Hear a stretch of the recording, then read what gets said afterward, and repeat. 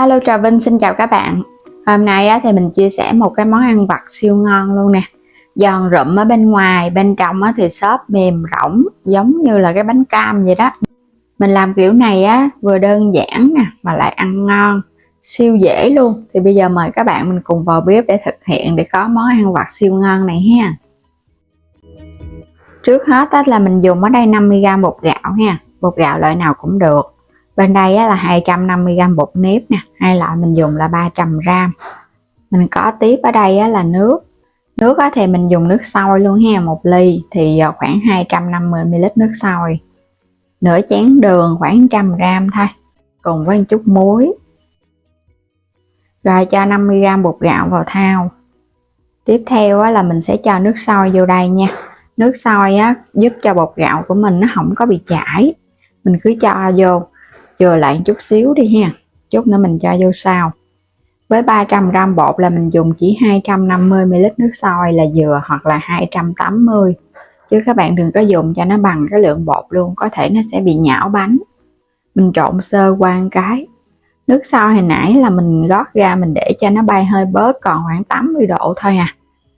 Rồi bây giờ tiếp theo là cho hết 250g bột nếp vô. Rồi các bạn sẽ trộn đều lên ha. Lúc này mình thấy nó sẽ hơi khô nè. Hồi nãy mình còn chừa lại một ít nước tại vì cái bột nếp mình không có cần phải nước nóng, chỉ cần nước ấm ấm là được rồi, nên là cho vô tiếp cái phần nước hồi nãy chừa lại, là tổng cộng 1 ly. Các bạn cũng có thể cho từ từ không có cần phải lường chính xác đâu, mình cứ cho để mình trộn giống như là mình làm cái bánh cam rán hoặc là cái viên chè cho nước vậy đó. Làm cái này có pha thêm bột gạo thì bánh của mình nó giòn và giòn xốp. Còn các bạn dùng hoàn toàn bột nếp không là nó giòn, nhưng mà khi chiên vàng quá là nó sẽ bị cứng nha. Mình trộn đều xong rồi, bây giờ các bạn sẽ dùng tay mình nhồi. Bột lúc này vẫn còn ấm nóng nè, mình nhồi để cho nó dẻo hơn. Các bạn nhanh tay mình nhồi, chứ để cho nó nguội là cũng khó nhồi, nó sẽ hơi bị cứng đó. Mình nhồi sơ qua cái là mình thấy bắt đầu nó dẻo rồi. Ở trong kênh mình có bán thêm các sản phẩm liên kết mời các bạn bấm vào góc trái video có hiện sản phẩm bấm vào lựa chọn và mua ủng hộ mình ha. Video mình chia sẻ nếu các bạn thấy hữu ích thì vui lòng bấm đăng ký ủng hộ mình. Bây giờ bột cũng đã dẻo mềm rồi nè, mình sẽ vo cho nó hơi dài dài. Các bạn làm cái cọng dài dài mình chiên, hoặc là các bạn thích hình tròn thì cứ nắn hình tròn nha. Quay qua bên đây mình có chuẩn bị dầu ở trên bếp, để lửa nhỏ thôi cho dầu nó nóng.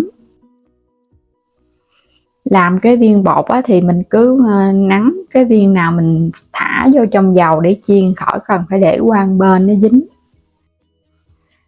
Cho cái viên bột nó vô nè, cái các bạn nắn tiếp rồi cái mình thả vô. Dầu lúc này chỉ cần nóng sôi nhẹ, chứ đừng có sôi quá ha, sôi quá là cái bột của mình nó bị bể ra đó, nó nổ á. Tại vì bột nếp mà vô độ nóng nhiều là nó sẽ bị nổ bột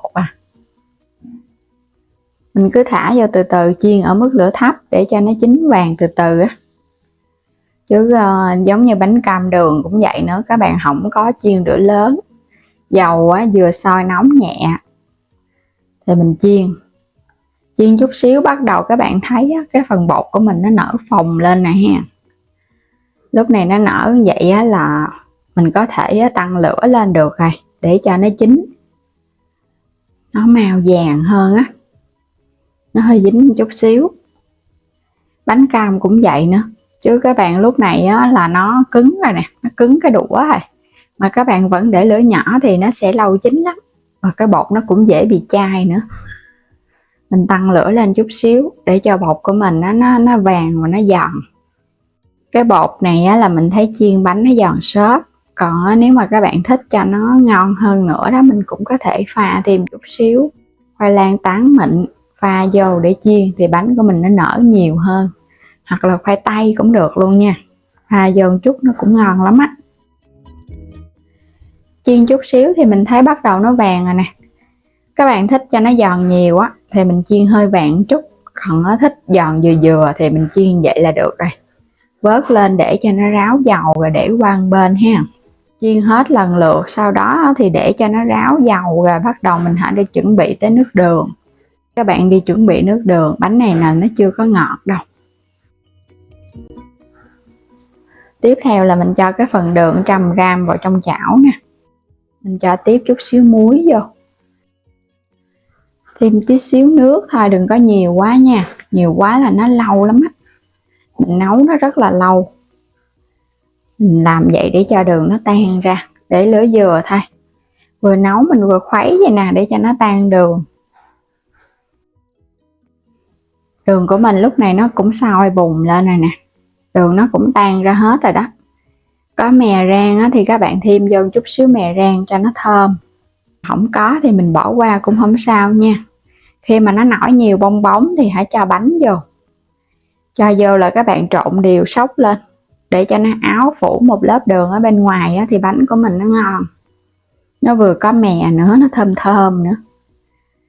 Làm chút xíu thôi đã có một cái chảo bánh ăn vặt siêu giòn rồi đó. Bánh này nó ngon giống như là bánh bắp nổ vậy đó. Giòn rụm mà. Trộn đều xong thì các bạn cho nó qua cái dĩa nha. Chờ cho nó nguội á thì cho vào trong bọc mình có bảo quản, nó sẽ giòn ngon. Còn các bạn để bên ngoài á thì nó dễ bị mềm lắm. Ngon quá chừng ha. Hồi nãy mình nắn những cái cục này, nó có cục thì nó lớn, có cục thì nó hơi nhỏ nên nhìn nó cũng không được đều và đẹp lắm. Các bạn vo cho nó đều đều á thì ra cái bánh của mình nó sẽ đẹp hơn. Bánh làm xong giòn rụm. Cái bánh nó căng phình luôn. Ở bên ngoài là siêu giòn luôn á. Còn ở bên trong á là cái lớp bột nó sẽ xốp xốp. Đây các bạn nhìn ở bên trong nè. Ngon quá chừng ha. Xốp mềm. Nó nổ đều giống như là cái bắp nổ luôn. Nó căng phình. Bột nếp á, khi chiên lên là bánh của mình nó sẽ nở lên vậy nè. Có thêm bột gạo thì giúp cho nó có cái độ giòn xốp và giòn cứng, giòn được lâu. Nó không có bị mềm nhanh á. Cái nào mà phủ đường nhiều rồi các bạn thấy nó ngon. Còn phủ đường ít á thì nó sẽ hơi lạc một chút. Ăn giòn rụm ngọt thơm, ngon quá chừng luôn. Cho vào trong hộp mình đậy nắp kín thì mình ăn được vài ngày nha.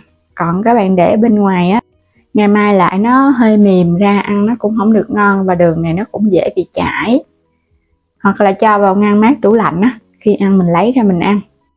Và bây giờ cảm ơn các bạn đã theo dõi hết video của mình. Nếu chưa đăng ký kênh thì vui lòng đăng ký ủng hộ mình.